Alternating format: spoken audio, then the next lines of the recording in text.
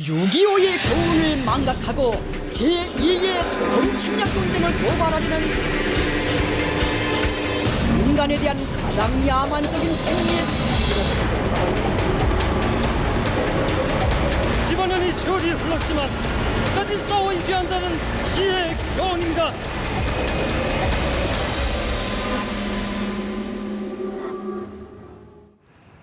네, 65년이 지났는데도 달라진 것은 없습니다. 북한은 여전히 남한을 비난하면서 더욱 강하고 더욱더 세게 위협을 하고 있습니다. 6.25가 남침이 아닌 북침이라고 주장하면서 복수결의 대회까지 진행하고 있다고 하는데요. 또 최근에 개봉한 영화죠. 연평해전에 대해서 왜곡 날조됐다면서 맹비난을 퍼붓고 있습니다. 북한의 식을 줄 모르는 대남 비난을 짚어보도록 하겠습니다. 남북 군사실무회담의 수석 대표를 지냈던 문성묵 한국전략문제연구소 전문연구위원 그리고 자주국방네트워크의 신인균 대표 나와 계십니다. 안녕하세요. 안녕하십니까? 네, 우선 문 의원님, 북한에서 끊임없이 주장하고 있는 내용 같습니다. 6.25 전쟁이 남한과 또 미국이 꾸며낸 각본이다 이렇게 이야기를 하고 있는데 왜 이렇게 북침을 자꾸 주장하고 있는 걸까요? 예,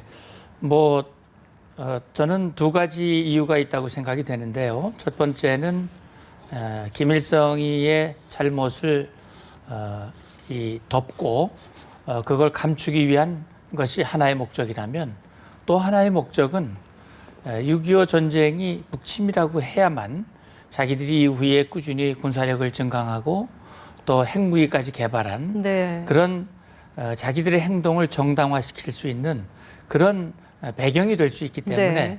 북한은 끊임없이 이제 그것을 주장을 하고 있는데 역시 김일성은 스탈린의 승인을 받고 모택동의 지원을 약속받고 그리고 1950년 6월 25일 새벽에 38도선 전 전선을 거쳐서 남침을 했단 말이죠. 네. 남침했다고 하는 명백한 증거는 여러 곳에서 나와 있지만 북한이 남침을 준비했기 때문에 3일 만에 서울을 점령을 했고요. 김일성의 생각 속에는 50일 이내에 남한 전체를 석권할 수 있다.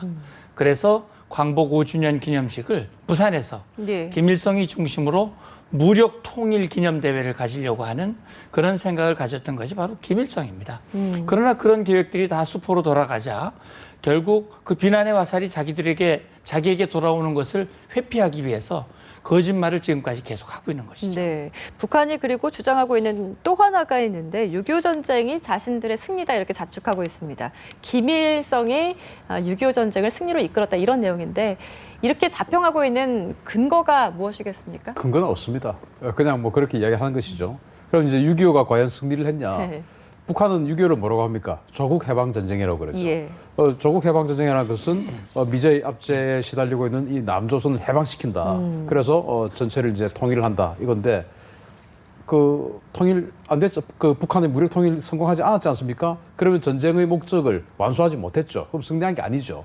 그리고 이제 국토의 면적으로 보면 38선 시절보다 지금 휴전선 시절 우리의 면적이 조금 더 넓습니다. 네. 다만 이제 이 휴전선이 되면서 예. 판문점에서 그 휴전회담이 한 2년 동안 열렸지 않습니까? 그렇습니다. 그러다 예. 보니까 이 서부전선 쪽에서는 판문점 이상으로는 진격을 할 수가 없었어요.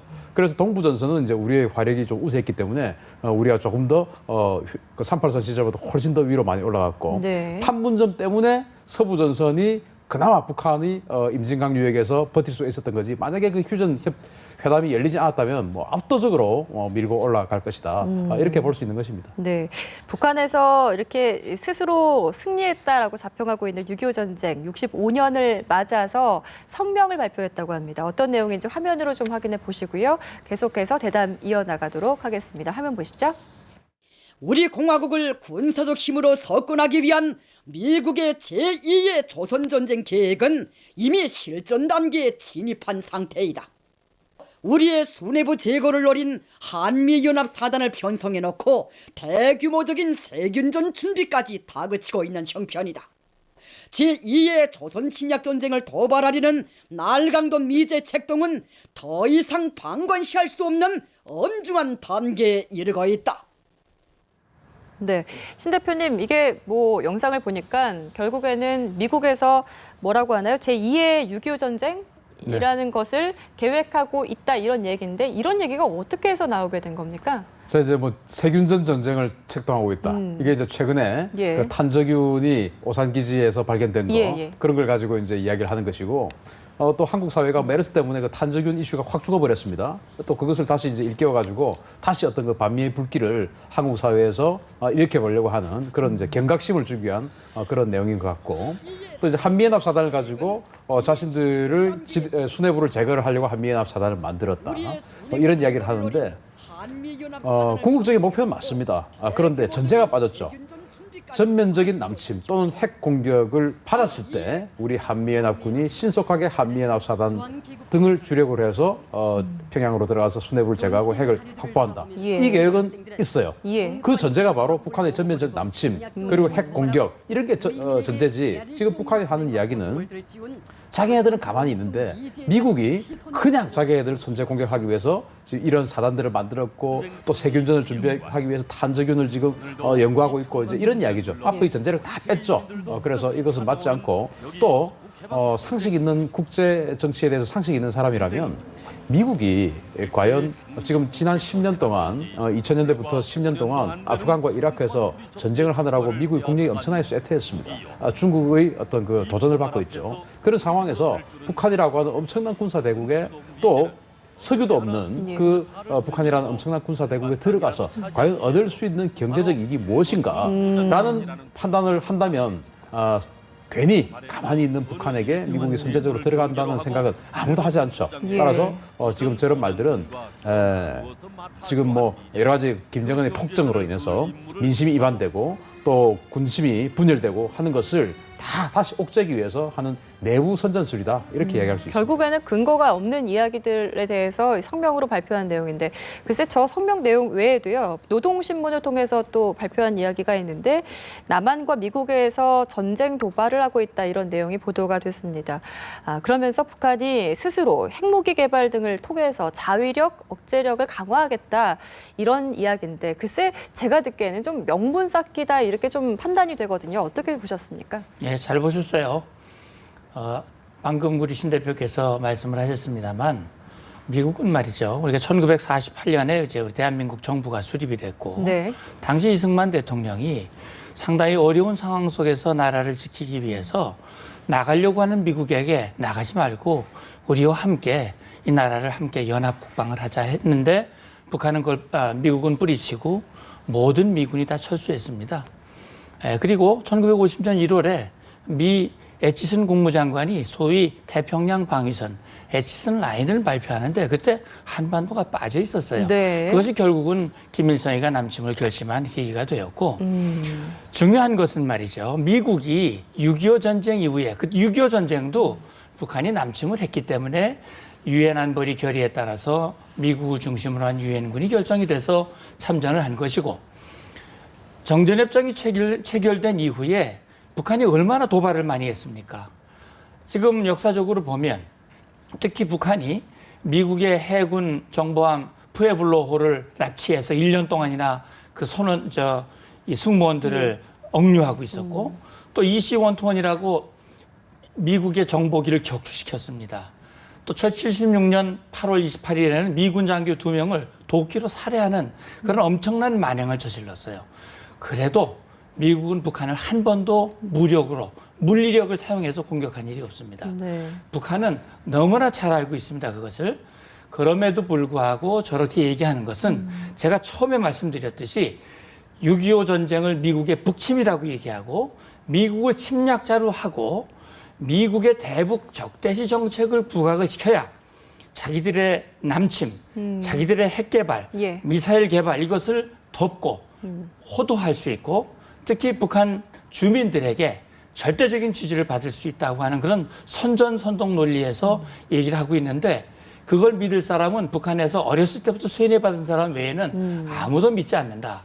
오히려 손바닥으로 하늘을 가리려고 하는 그런 조치에 불과하다 이런 생각이 듭니다. 국방위 성명에서 대표님 하나도 눈에 띄는 부분이 있는 게 북한이 인권 문제에 대해서 전쟁이나 또는 뭐 이런 표현은 어떤지 모르겠습니다만은 사륙전보다 더 잔혹하다 이렇게 좀 예민한 반응을 보이고 있거든요. 아무래도 서울에 그 인권사무소가 개소된 부분 이 부분에 대해서 최근에 보면 굉장히 좀 으름장을 놓고 있는 분위기 아니겠습니까? 네, 그렇습니다. 궁금한 게 서울에 이게 개소됐다는 게 북한으로서는 의미가 굉장한가 보죠.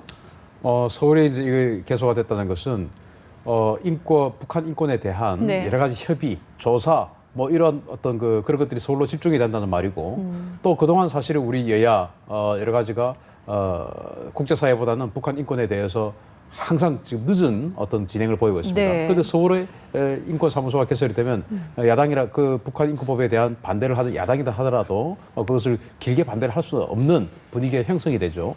따라서 지금도 오늘도 보면 일부 시민단체들이 마치 북한 조선중앙TV에서 하는 주장을 그대로 지금 하면서 인권사무소 폐지를 지금 외치고 있거든요. 네네. 그러면 북한이 전쟁이나 사륙전보다 더 잔인하다라고 하는 이 인권 문제, 왜 그러면 전쟁이나 사륙전보다 더 잔인하다고 할까요? 네. 전쟁이나 사륙전보다 더 무섭다는 겁니다. 전쟁은 만약에 미국이 정말로 북한을 선제 공격해서 전쟁을 만약에 벌인다면 미국에 대항하는 반대하는 세력이 분명히 있겠죠. 중국도 있을 것이고 러시아도 있을 것이고 예. 자기네들 편이 생깁니다. 예. 그런데 또 핵 문제도 마찬가지예요. 북한의 핵을 가지는 데 있어서 북한의 핵을 은근히 방조하는 이런 세력들이 또 나라들이 있지 않습니까? 그렇지만은 국제사회 전체가 북한의 핵을 완전히 몸을 던져서 반대하는 거 아니거든요. 그런데 인권 문제는 예. 이것은 인류 공통의 문제. 그렇죠. 예. 사회주의 자체가 인권 의식, 이 가지지 못한 자들의 인권 의식에서 발생한 그런 이데올로기의 사회주의 아니겠습니까? 그런데 문제는 그 사회주의 국가들이 더 인권에 문제가 많다는 건데 그러면 중국이 북한의 뭐 요즘은 중국과 북한이 굉장히 사이가 일시적으로 안 좋고 있습니다만은 어쨌든 중국도 북한의 인권 문제에 있어서만은 강하게 방패를 쳐줄 수 없습니다. 왜냐하면 중국이 지금도 세계에서 가장 많은 사형 집행국입니다. 따라서 세계의 많은 나라들이 중국의 인권 문제를 걸고 나오려 하고 있는데 중국으로서는 국제적 리더가 되기 위해서는 그러한 인권 문제에 있어서 사실은 깨우쳐 나가야 되는데 괜히 북한 때문에 타초경사에서 자신들의 인권 문제까지 짊어지게 될까 봐 걱정하고 있는 것이죠. 따라서 북한의 인권 문제가 만약에 거론이 되고 국제사회가 합치가 된다면 네네. 그것을 반대할 명분을 가진 국가는 없는 것이죠. 따라서 북한 입장에서는 핵이나 전쟁보다 더 그들 입장에서는 그들 정권 입장이 있습니다. 예. 북한 주민들 입장이 그렇죠. 아니고 정권 입장에서는 예. 더 잔인하다라고 겁난다 할 수 있는 그 것입니다. 어떤 것보다 인권 문제가 화두가 되는 것이 굉장히 두려운 것 중에 하나가 되겠네요. 북한으로서는. 그 6.25 전쟁 65주년이 됐습니다. 근데 북한 청년들이 복수 결의 모임이라는 거를 진행했다고 하는데 여기서도 역시나 반미 투쟁이 진행이 됐다고 합니다. 우선 이 모임에 대해서 좀 설명을 해 주실까요? 예, 저도 그 모임의 실체를 잘 모르겠는데 다만 북한이 이제 매년 6월 25일부터 정전협정이 체결된 7월 27일, 북한은 뭐 전승기념일이라고 거짓말을 하고 있는데 6월 25일부터 7월 27일 대략 한 달여 이 기간 동안 이 반미를 결의하는 그런 기간으로 설정을 해놓고 네. 그 기간에 뭐 여러 형태의 모임들을 갖고 특히 이번에 청년들을 중심으로 해서 복수 결의를 한다고 하는 것은 예. 이제까지 얘기했던 대로 정말 미국과 북한 표현으로 하면 남조선이 북침을 해서 그렇게 자기들을 어렵게 만들었고 이후에도 끊임없이 대북 적대시 정책으로 북한을 압살하고 공격하려고 그런다. 철천지 원수다. 그렇기 때문에 우리 청년들이 나서서 복수를 해야 한다. 저는 그런 취지로 생각이 돼요. 특히 젊은이들 같은 경우, 북한 젊은이들 같은 경우 우리 전후 세대들 같이 역사를 잘 모르는 그런 세대들 젊은이들을 중심으로 네. 그렇게 정말 복수의 그 마음을 불러일으켜가지고 역시 김정은 1인 지배체제를 확고하게 하고 김정은의 실정을 왜곡시키고자 하는 그런 그 의도가 아닐까 하는 생각이 들어요. 그래서 지금 북한이 이렇게 움직이는 것은 인권 문제도 얘기했지만 정말 국제사회의 움직임과 전혀 반대되는 방향으로 나간다. 오히려 정말 엊그저께 정부 성명에서 대화 용의가 있다라고 해놓고 지금 와가지고 그러니까요. 이제 예. 남북 관계에는 이제 뭐 물 건너갔다 하는 식으로 얘기를 하는데 제 생각으로는 북한이 이제까지 지내오는 동안 정말 남북 관계를 개선하고 그걸 통해서 이 땅의 평화를 지키고자 하는, 정착시키고자 하는 그런 진정한 의지와 행동을 보인 경우는 저는 거의 없다고 생각을 합니다. 네. 그런 차원에서 지금 북한의 이런 어떤 그 선전선동 행동에 대해서 우리가 예의주시하면서 우리만의 그런 방안을 대비할 필요가 있다고 생각이 듭니다. 최근에 남북 관계가 썩 좋지가 않은 이런 상황에서 북한의 좀 수상한 움직임이 포착이 됐는데요. 서해 북방한계선이죠. NLL 인근에 10개 정도, 10여 개 정도의 부표를 설치했다고 합니다. 뭐 여러 가지 좀 이유를 분석해 볼 수 있겠는데 어떤 동향으로 보고 계십니까? 연평도에서부터 백령도까지 한 19개 정도의 부표를 만들었어요. 네. 그것을 이어보니까 그게 NLL하고 똑같은 겁니다. 예. 그러면 북한은 NLL을 그동안 인정하지 않았지 않습니까? 그런데 왜 NLL하고 똑같은 부표를 설치를 해서 그러게요. 영역을 표시를 했을까요? 부표를 설치했다는 것은 뭔가 영역을 표시한 겁니다. 예. 그런데 이제 최근 김정은이 어업 생산량을 늘리라는 지시를 했습니다. 또 그와 함께 전통적으로 북한은 각 군부에 예. 그 외화 획득을 또 지시를 하고 있습니다. 돈이 필요하니까요. 그러면은 그 어업 생산량, 즉 생선을 고기를 많이 잡고 돈을 많이 벌려고 하면은 많은 어장을 확보를 해야 되겠죠. 네. 그런데 NLL이 이렇게 보이지 않는 선을 이렇게 그어놓고 명확하지 않으니까 우리 한국이든 북한이든 NLL에서부터 서로 간에 한 500m 정도를 접근을 하지 않는 또 무형의 선을 또 그어놓고 있습니다. 마치 육지 그 비무장지대 DMZ처럼 그런 선이 있어요. 네. 그 양쪽으로 합하면 한 1km 정도 되죠. 1km는 한국 해군의 군함도 안 들어가고 어선도 안 들어갑니다. 예. 북한도 마찬가지예요. 그래서 우리가 경고방송하지 않습니까? 그 500m를 들어오면 경고방송을 하는 겁니다. 예. 너희들 지금 500m 넘었다. 조금만 더 들어오면 NLL이다. 이제 이런 경고방송을 하는 거예요. 그러고도 이제 들어오면 우리가 이제 경고사격 뭐 이렇게 하는 것인데 그러다 보니까 500m, 1km에는 그 어선들이 안 다니니까 물고기들 어디로 가겠습니까? 저기 가니까 안 잡히네? 거기에 물고기들이 많이 가는 거예요. 또 좀 있으니까 중국 어선들이 그걸 아는 겁니다. 그래서 저기에는 들어갔더니 물고기들도 많은데 한국 해군과 한국 해경도 단속하지 않고 북한도 단속하지 않고 무인지경이 되는 것이에요. 그래서 물고기들은 그 1km 많이 들어가는데 중국 어선들이 싹쓸이를 하는 겁니다. 그래서 북한 입장에서는 저기에 경계선을 꺼놓고 중국 중국 어선이 못 들어가게 하면 원래 중국 어선들이 북한 수역에 들어와서 조업을 하는 것은 북한 서해 함대 사령부에서 어업권을 받고 파는 것입니다. 조업권을.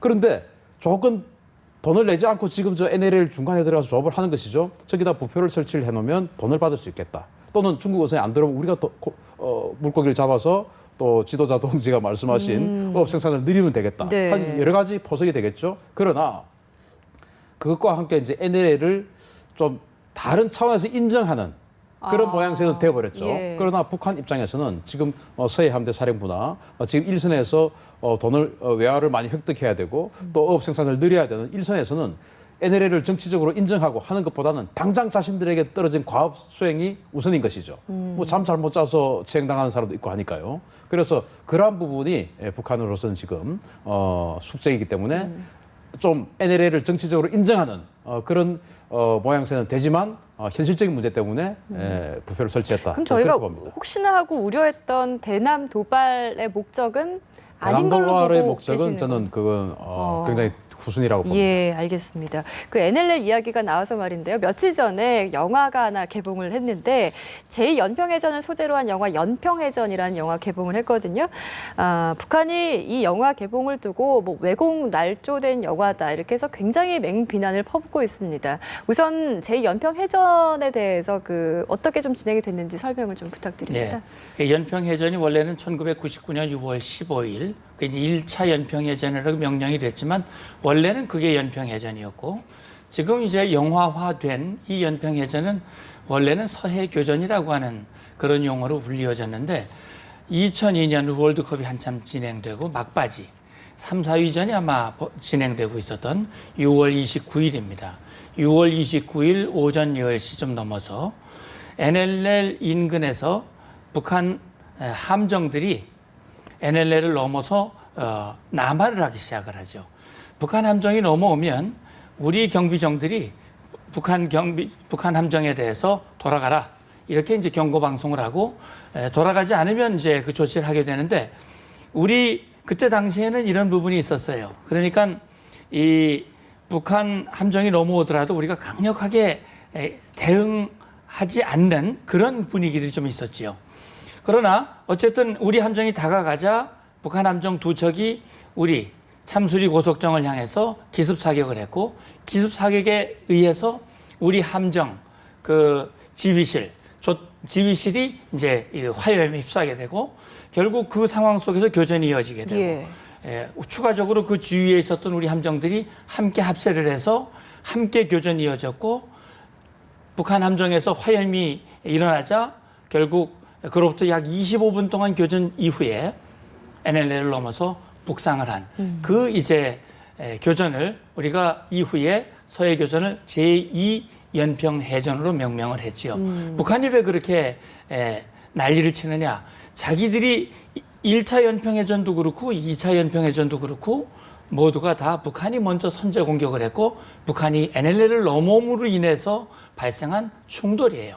그래서 서해에서 충돌이 일어나지 않는 방법은 NLL을 넘어오지 않는 것인데, 우리 신 대표도 말씀하셨습니다만 북한이 NLL을 자기들이 인정할 수 없다라고 말하고 있지만 NLL이 설정된 지 지금 60여 년이 지났는데 북한은 행동으로 NLL을 지키고 있습니다.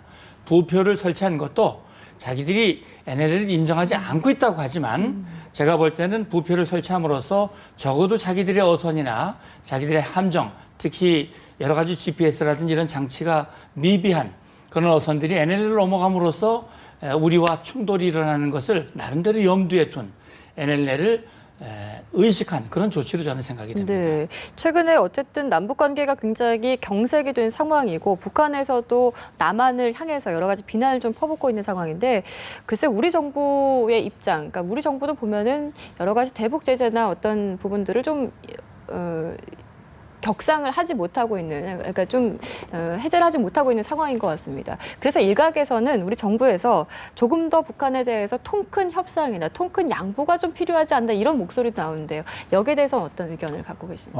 통큰 양보나 통큰 협상은 서로 간에 박수는 혼자서 쳐서 박수가 안 나죠. 마주쳐야 박수 소리가 납니다. 그러면은 지금 이제 북한이 공화국 성명이라는 걸 발표를 하면서 한미 연합 군사 훈련 중지. 이것은 뭐 전통적으로 북한이 60년 동안 한미 동맹 해체를 위해서 이렇게 했던 전략 전술 아니겠습니까?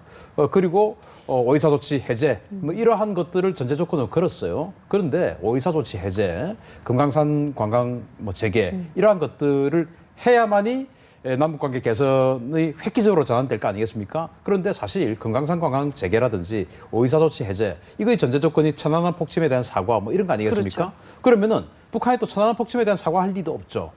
지금 뭐 남남 갈등이 그거 가지고 뭐 극심한데 괜히 자기네들이 굉장히 이익을 가지고 있는 것을 일부러 패를 깔 필요는 없죠. 따라서 그러한 현실적인 것들을 우리 정부가 안다면 오이사 조치 해제나 금강산 관광 재개 같은 경우는 협상을 하면서 얼마든지 유연하게 서로 간의 명분을 좀 주고받으면서 개선해 나갈 수 있습니다. 다만 북한이 정말로 이 남북관계 개선을 원하고 손뼉을 마주치길 원한다면 한미 동맹은 이 우리 대한민국의 어떤 정체성이고 존립 기반입니다.